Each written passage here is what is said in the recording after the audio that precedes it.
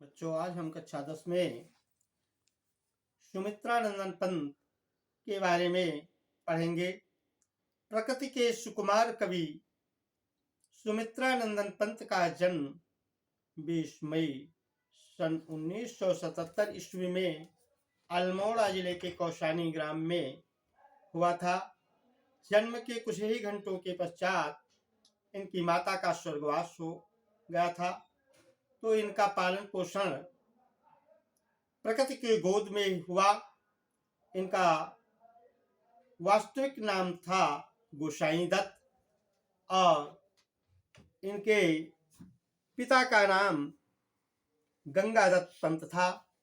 आपकी रचनाएं युगांत, युगबाड़ी, पल्लव, वीणा, ग्रंथ, शरण किरण, कला और बूढ़ा चांद और इसके अतिरिक्त भी रचनाएं हैं।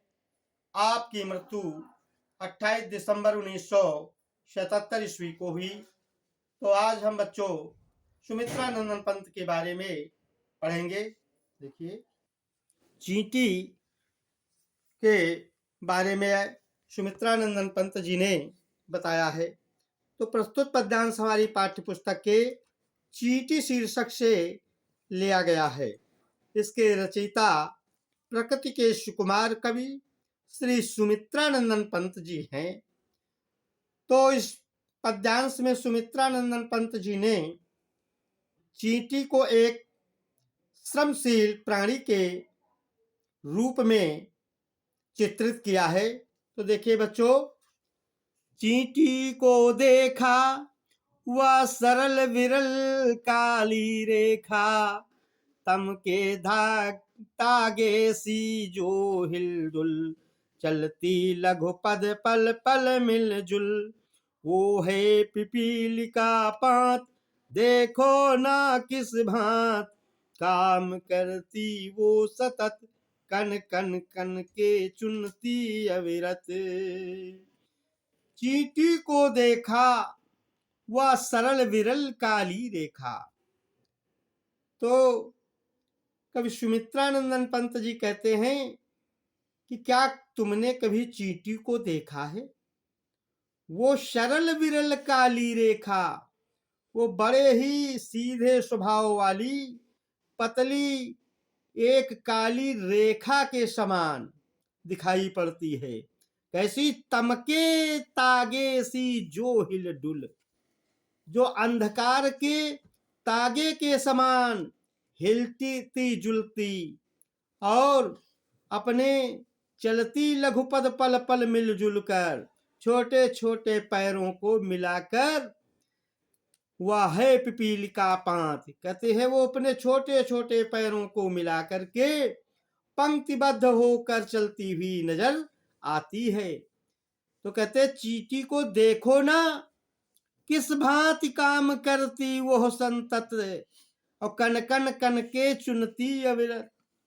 कहते चींटी को तुम ध्यान से देखो, वो किस प्रकार से अन्न के एक एक कण को चुनती रहती है। तो चींटी एक श्रमशील प्राणी है, वो अथक परिश्रम करती रहती है। एक एक कण, एक एक तिनके को वो चुनती रहती है। अविरल माने निरंतर, लगातार। गाय चराती, धूप खिलाती, बच्चों की निगरानी करती। चींटी कहते हैं गाय चराती है, इनमें भी गाय होती हैं, और धूप खाती है तथा अपने बच्चों की देखभाल करती है, और लड़ती अरे से तनिक न डरती, और अपने शत्रु से लड़ने में जरा सा भी वो नहीं डरती है, और दल के दल सेना संवारती। और चींटी अपनी सेना का संवारती माने संगठन करती है, और घर आंगन जनपथ बुहारती। चींटी घर आंगन और सड़क को भी साफ करती है। और चींटी है प्राणी सामाजिक, वो श्रमजीवी वो सुनागरिक। तो कब सुमित्रानंदन पंत जी कहते हैं चींटी कैसा प्राणी है? चींटी एक सामाजिक प्राणी है, वो श्रमजीवी श्रमशील है, श्रम पर परिश्रम पर जीने वाली है और एक अच्छे नागरिक के समान है।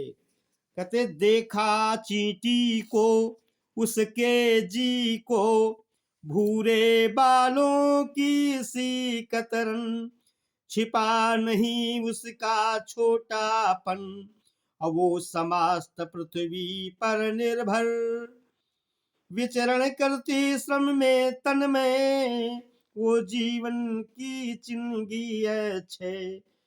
तो कवि कहता है कि देखा चींटी को, क्या तुमने कभी चींटी को देखा है, उसके जी को और उसके प्राणों को भी तुमने देखा है कि चींटी कैसा प्राणी है।